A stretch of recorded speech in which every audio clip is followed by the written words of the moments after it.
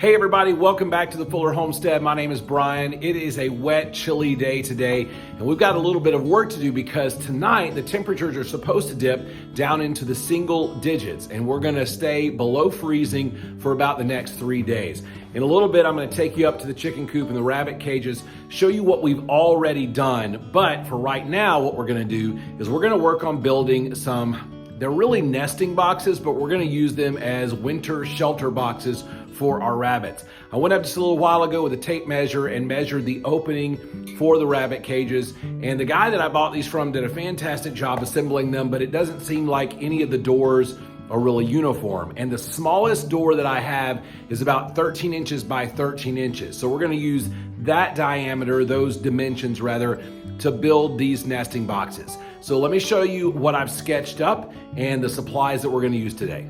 Okay, so here's what I'm thinking. Since we know that our opening is 13 by 13, we're gonna make our nesting boxes no higher than 12 inches tall. And so that's gonna make sure that I have plenty of room to get them in and out when I need to clean them.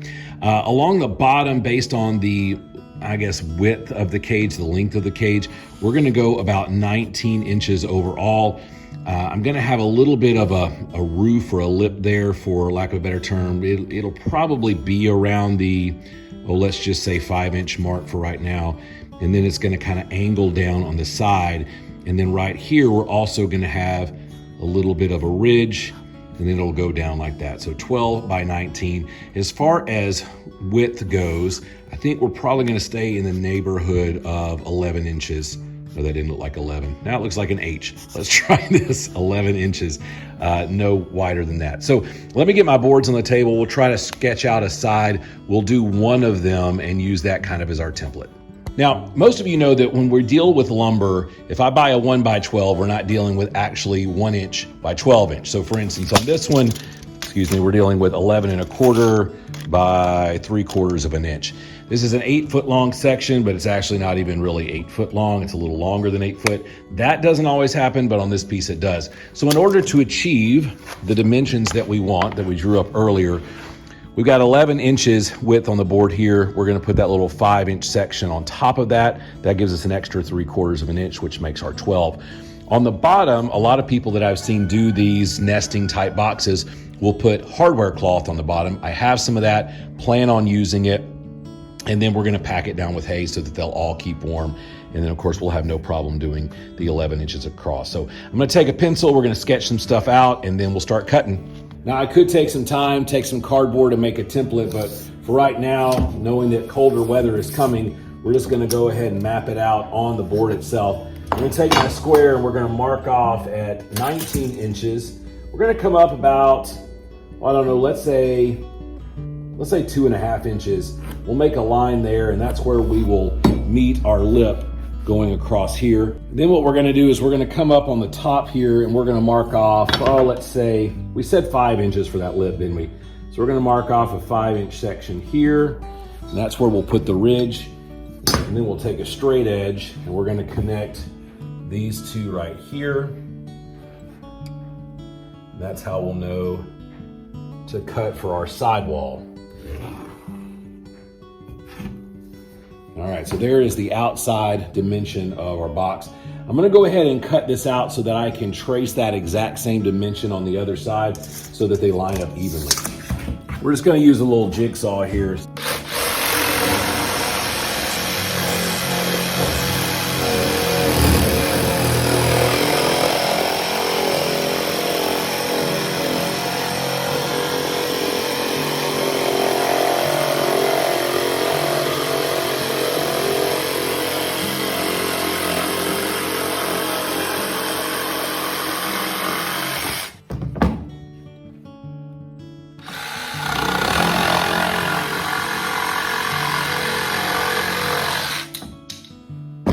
So there's one side of our nesting box. I'm gonna go ahead and trace this out, and we'll get a few more of these.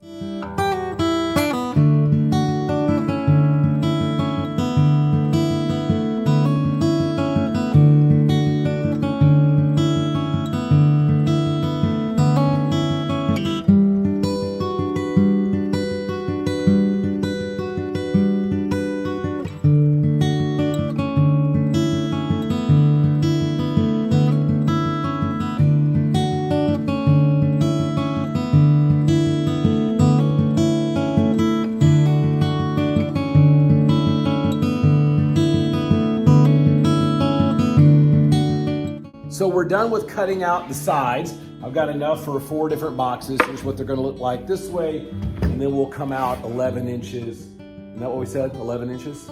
Yeah, 11 inches coming this way.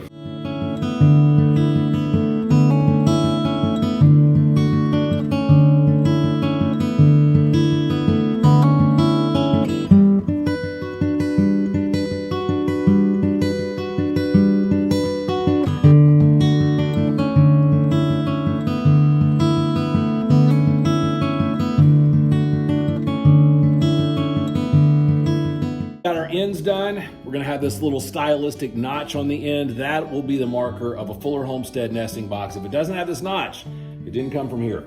So we're gonna put it right here on the ends. That's gonna make it 11 inches across this way, obviously 11 inches in the back. Now we have to, with the materials that we have left, and I'll be honest, I'm getting a little worried about it, we're going to make our back. Let's mark that off on the section of board that we have left. Then we'll have to make a 5-inch by 11-inch section this way, and I don't think I have enough wood. So I'm gonna have to make some modifications using some plywood over there, but that's okay. Yeah, so if you get 2 8-foot boards, you can only make 3 of these completely. You can't make 4.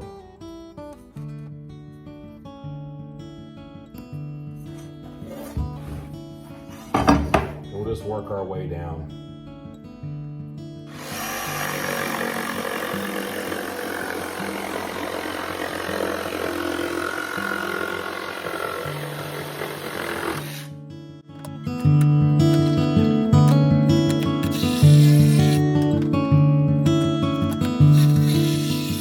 It actually just hit me why I only bought the 2 boards, because when I was originally thinking about building these nesting boxes and was kind of playing out the dimensions in my mind, I thought I only have 3 does, so I only need 3 nesting boxes. I wasn't thinking about needing them for winter time for Bucky. All right, so I have some pretty nasty jacked up MDF here. I'll probably never use it on another project, so I might as well use it here.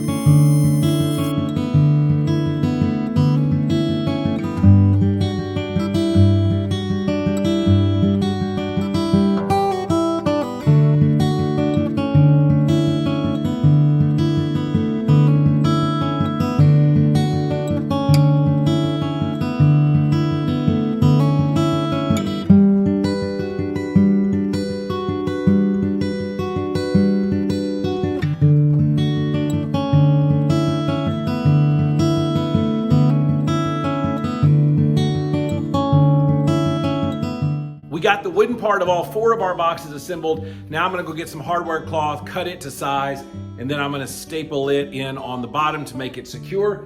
And then we'll go up to the rabbit cages and we'll go ahead and clear out some of the old hay, put fresh hay in there, pack these down and see if they enjoy them. Let me go ahead and get the hardware cloth, put this on, and I'll meet you guys out at the rabbit cages. Back out at the rabbit cages, we've got all 4 of our boxes done. You can see the hardware cloth in the bottom that's stapled on. I wanted to kind of show you what we've done ahead of this just to prep. My oldest son and I came out and put black, probably 6 mil, I guess it is, visqueen, all the way around the bottom to trap the air.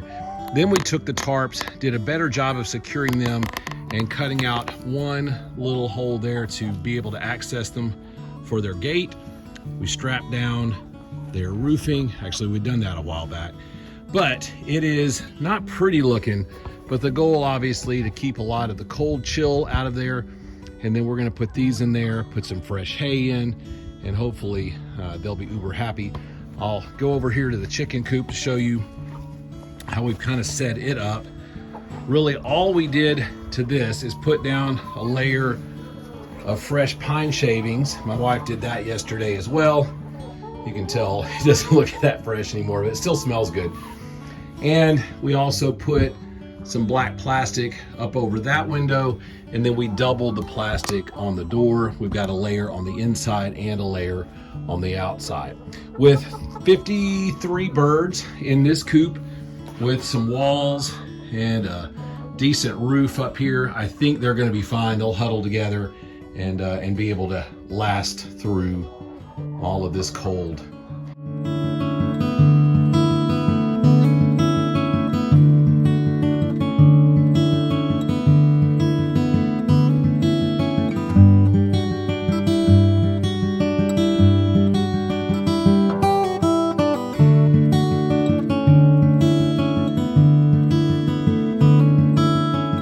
Basically, I've taken the nesting box, crammed it back into one corner, piled hay high on either side, and allowed him a little space in there to kind of hunker down. So I think he'll be good.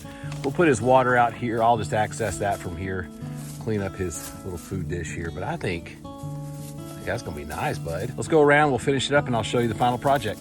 So we are just about done. I wanted to go around and show you what we got here. There's our nesting boxes. I put hay where I could on either side of the box and on top. And then they've got a little place to crawl in here. I know it doesn't look like it right now, but Bucky's just enjoying playing around with it. There's enough room in there for him to burrow down. I think it'd be really, really comfortable. Got his water right here. For those of you that have rabbits, you know, they try to pick one corner, normally just one corner where they're gonna poop. And it doesn't matter what you start them off with, they're gonna pick their corner. So this is his corner back here. Got his water right there and a nice place to go up. This one is the only one that didn't fit the way I wanted to because of the poop corner. This is the one we call Mighty, because when we first got her, she had some mites. But you can see her box there. She's cuddled up. All right, here are others. This one we call Cuddlebug because she's the one that likes to be petted. Each side's got some hay on it. And then we've got a tunnel to kind of bury in right in here. So she should be good. There's her water. There's her poop corner. And this one we call Meanie Weenie because she just has never liked to be petted or anything like that. Sorry for my camera, let me wipe this off. That's a little better. Anyway, she has never liked to be petted or anything, but she does seem to like this a little bit. There's her water, there's her poop corner, and she's really checking things out. At night, what we'll do is we'll close not only this and latch it, but we'll pull this down. Now granted, it's not like the greatest, you know, windbreak or anything, but it's something. So right now though, I'll leave it up so they can get whatever sunlight there is. I'm gonna go back around and close all of these and latch them and let them continue to explore and make their beds the way they want them. On the pig shelter, all we are going to do is put a little bit less of an entrance here. We're just kind of block that off. That gives them plenty of room to get out and feel like they're not being trapped. I did throw the rest of that bale of hay that was in there, so they should be able to definitely get out of the precipitation. I may give them one more feeding today. They've already had their breakfast, and normally that's all they get is about 4 pounds a day, but with the winter weather about to hit this evening, I'll give them a little bit more. And that's gonna do it for today's video. We're just trying to get stuff ready before all of this winter weather really hits. And I know there'll be more, but this is gonna be single digits with the wind chill below single digits. Will be in the negatives. And so I wanna make sure that all of our animals are good to go. I hope that wherever you guys are, you're staying safe, you're staying warm. If this is your first time with us, we would love it if you would consider subscribing to our channel as we document our journey into this homesteading lifestyle. Also, if you think it's warranted, give us a thumbs up. And until next time, have a great day.